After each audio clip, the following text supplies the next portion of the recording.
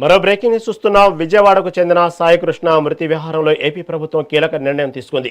ఈ కేసులో నిందితుడిగా ఉన్న సిఐ నాగరాజును కస్టడీలోకి తీసుకునే నిబంధనలపై హైకోర్టు ఇచ్చిన ఆదేశాలను సవాల్ చేస్తూ రాష్ట్ర ప్రభుత్వం సుప్రీంకోర్టులో పిటిషన్ దాఖలు చేసింది. సిఐ నాగరాజును రాజమహేంద్రవరం జైలులోనే విచారించాలని, కేవలం సీన్ రీకన్స్ట్రక్షన్ కోసం మాత్రమే బయటకు తీసుకురావాలని ఏపీ హైకోర్టు గతంలో ఆదేశించింది.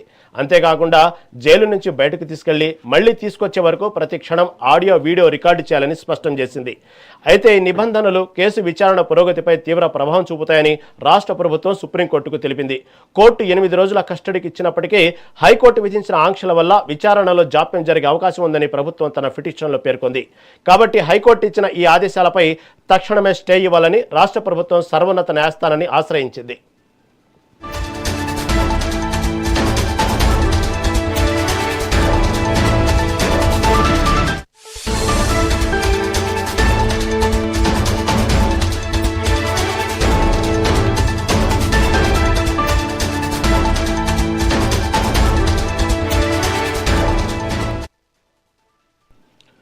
విజయవాడకు చెందిన సాయికృష్ణ మృతి వ్యవహారంలో ఏపీ ప్రభుత్వం కీలక నిర్ణయం తీసుకుంది.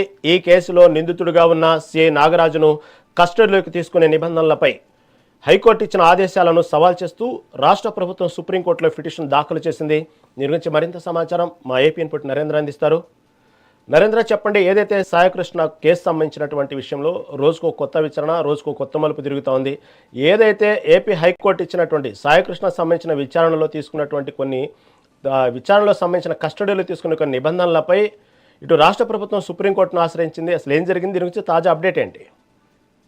ఏదైతే విజయవాడ కృష్ణలంకకు చెందినటువంటి సాయి కృష్ణ మిస్సింగ్ కేసులో మొదటి నుంచి కూడా రోజుకు మలుపు తిరుగుతూ ఉంది.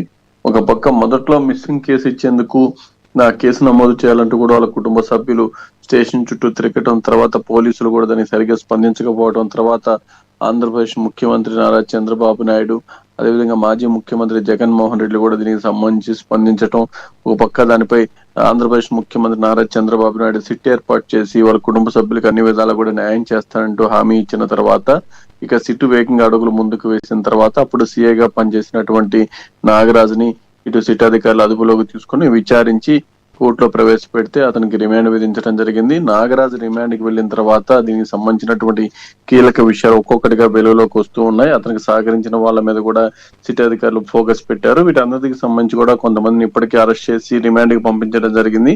అయితే నాగరాజు రిమాండ్ కి వెళ్ళిన తర్వాత నాగరాజుని కస్టడీలోకి తీసుకుని విచారిస్తే పూర్తి సమాచారం దొరికేటువంటి అవకాశం ఉందంటూ కూడా సిట్ దానికి సంబంధించినటువంటి కసరత్తు చేస్తూ ఉంటే కోర్టు ఇచ్చినటువంటి షరతులు ఏతున్నాయో విచారణ చేసేటువంటి సమయంలో కానీ, లేకుంటే కేసుకు సంబంధించి కానీ సీన్స్ అవన్నీ కూడా రీకన్స్ట్రక్షన్ చేసేటువంటి సమయంలో కానీ ఆ బయటికి తీసుకువెళ్ళిన ఎక్కడికక్కడ పూర్తిగా ఆడియో వీడియో రికార్డ్స్ ఉండాలి, ఎక్కడ కూడా ఒక క్షణం కూడా అలాగా విడిగా ఉండడానికి లేదంటూ కూడా ఇచ్చినటువంటి రూల్స్ ఏతున్నాయో వాటికి సంబంధించిన నిబంధనలు ఏతున్నాయో వాటిని పూర్తిగా కూడా సిట్ అధికారులు ఇబ్బందికరంగా ఉన్నాయి. వాటి వల్ల కేసు విచారణ ఆలస్యం అవుతుంది. దానికి సంబంధించినటువంటి కేసుకి ప్రతికూలంగా మారేటువంటి అవకాశం ఉంది.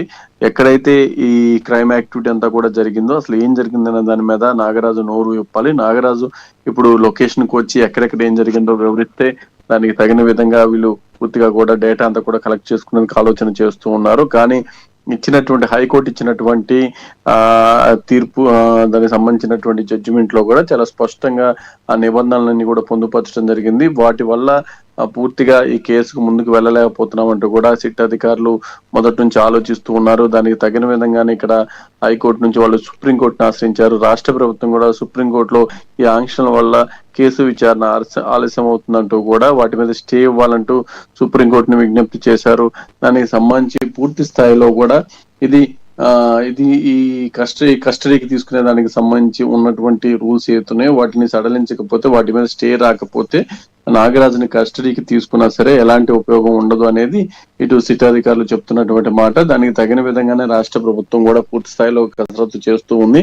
ఇక సుప్రీంకోర్టులో దీనికి సంబంధించి స్టే వస్తుందా లేదా, సుప్రీంకోర్టు కూడా హైకోర్టు ఇచ్చిన రూల్స్ ప్రకారం ముందుకు వెళ్లాలంటే మాత్రం ఇక సిట్ అధికారులు చేసేది ఏమీ లేదు. కాబట్టి ఆ విధంగా ముందుకు వెళ్తారు. లేదంటే వాళ్ళు పూర్తి స్థాయిలో కూడా నాగరాజు నుంచి సమాచారాన్ని రాబట్టేందుకు ఉన్నటువంటి ప్రతి ఒక్క అవకాశాన్ని ఉపయోగించుకుంటారు. దీంట్లో ఎవరెవరు ఇన్వాల్వ్ అయి ఉన్నారు ఏంటనే దాన్ని కూడా బయటకు తీసేందుకు సిట్ గట్టిగా ప్రయత్నాలు చేస్తూ ఉంది. Right Narendra, thank you for update.